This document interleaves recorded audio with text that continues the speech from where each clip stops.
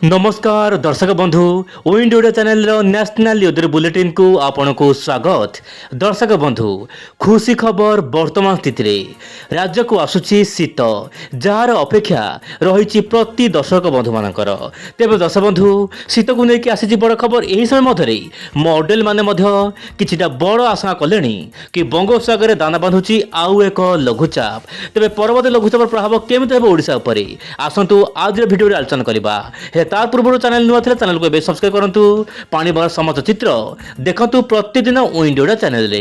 दर्शक आप देखु वर्तमान जो रोचे आपंकर म्यांमार उपकूल ता सहित पूर्व केन्द्रीय बंगोपसागर रे गोटे घूर्णिबड़ सक्रिय रही वर्तमान मंथर किसी अवशिष्टांश आपंकर उत्तर पूर्व राज्य को भिजाऊँगी। तेज दर्शक बंधु यही समय मध्य आंचलिक पाणीपाग केन्द्र सूचना अनुसार जो रोचे उपकूल ओडिशा ता सहित उत्तर आभ्यंतर जिला गुड़िक मध्यमरू हल्का फुल्का वर्षा देखा मिल पारे। आगामी 24 घंटा मध्य जगतसिंहपुर नहीं बालेश्वर, बालेश्वर नहीं जाजपुर, जाजपुर नहीं ढेंकानाल, ढेंकानाल नहीं संबलपुर मध्य आप हल्का फुल्का वर्षा देखा मिल पारे। कि दक्षिण ओडिशार विभिन्न अंचल पाग शुखला रही समय मध्य कंधमाल, कोरापुट, नवरंगपुर, नुआपड़ा, बलांगीर आदि जिला गुड़िक हल्का फुल्का शीत धीरे धीरे बढ़े पाग अनुकूल हो पारे। दर्शक बंधु वर्तमान समय वायुर प्रभाव आप देखु धीरे धीरे पूर्वणु वायु एवं पश्चिम वायु सक्रिय होब जहाँपाई कि राज्य में शीत आरंभ हो बोली जहाँ वर्तमान स्पष्ट सूचना मिलूँ। कहुच्छी नवेम्बर 2 तारिख बेलू राज्य में शीत आरंभ हो एवं 15 तारिख बेलू जाड़ भांगी दे पारे हाड़ बोली जहाँ वर्तमान पूर्वानुमान कले मॉडल माने। हेले ता पूर्व आप देखु गोटे लघुचाप केन्द्र सृष्टि हो पारे उत्तर पूर्व बंगोपसागर ता सहित अंडमान सागर आखपाख अंचल आप मोबाइल स्क्रीन देखु वर्तमान घूर्णिबड़ सृष्टि हो सारी किंतु ऑफिशियल जो रोचे ऑफिशियल अनाउंसमेंट को बाकी रही किंतु यही समय मध्य पूर्वल वायु किसी मात्रा जाऊँगी जेहेतु साइक्लोन स्टॉर्म मोथा वर्तमान ओएल मार्क लो प्रेशर रूप नहीं आप जो रोचे बिहार ऊपर भाग केन्द्रीभूत होती हल्का फुल्का वर्षा देखा मिल पारे। एपटे दर्शक बंधु जो रोला डीप डिप्रेशन दुर्बल हो ओएल मार्क लो प्रेशर रूप नहीं गुजरात उपकूल में मध्यम धरण वर्षा क्या भाग कौटी बड़ वर्षा देखा मिल पारे बोली जहाँ वर्तमान समय सूचना मिलूँ अरब सागर बेसिन रे।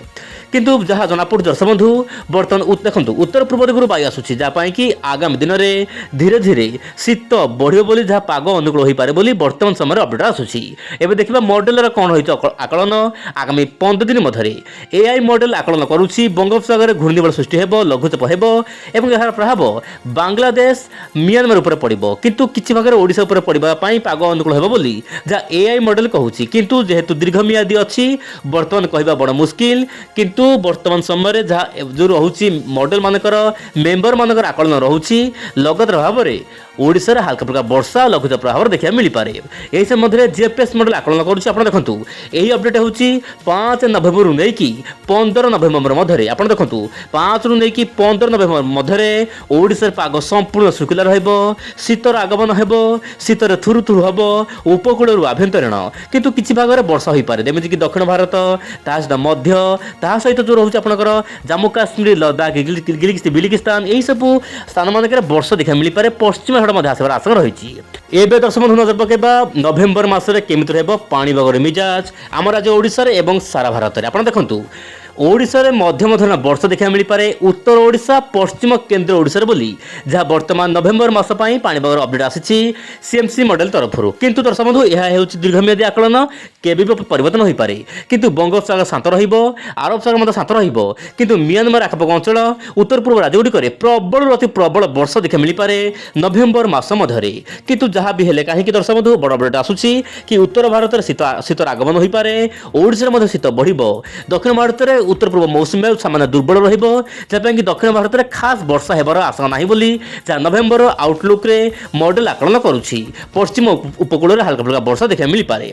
विहत पाणीपाग स्थिति आगामी 24 घंटा नवेम्बर मसरे केमिति रहबो प्रतिदिन पाणीपाग खबर पाई आपण चैनल सहित जड़ित होई रुहंतु। नमस्कार, जय जगन्नाथ।